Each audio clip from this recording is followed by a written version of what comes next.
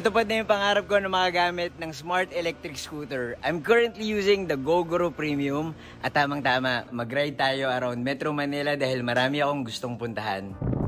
First stop natin, ang favorite coffee shop ko sa Katipunan, called Kuro.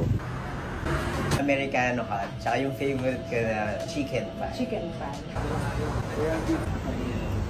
This is my ride now. Oh my God! So sleek and cute. Hello. Ganda. Next time, gusto ko mag-test ride. Pwede ka mag-test ride sa Gogoro Experience Center sa Greenbelt 4. Pupunta akong bike shop, sisale daw sa bikery. Sama ka? Ano? Bikery? Let's check. Kailangan ko nito. May mga gustong malaman kung ano yung Gogoro. Yan, ganyan. Galing.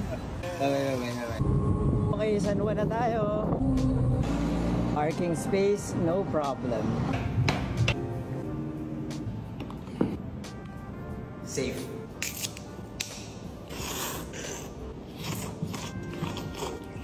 It's time to go to Pasig. Nasa 1C na ako dito sa Pasig. Hello. Sama bang iced Americano? Madaming similarities ang Gogoro Smart Scooter sa isang bicycle. It is eco-friendly, it's a space saver on the road, and it is quiet. Ang pagkakaiba lang, Gogoro Smart Scooters are much faster, heavier, at mas hindi nakakapagod. Okay, sinubukan ni Patty yung Gogoro. Kamusta? No, How was it? Ano to? But reverse. So pwedeng electrical din yung reverse mo. Yung Coffee done at may mga na-invite na naman tayo para itry ang Gogoro sa Gogoro Experience Center. May empty bat na ako, so it's time to replenish the batteries.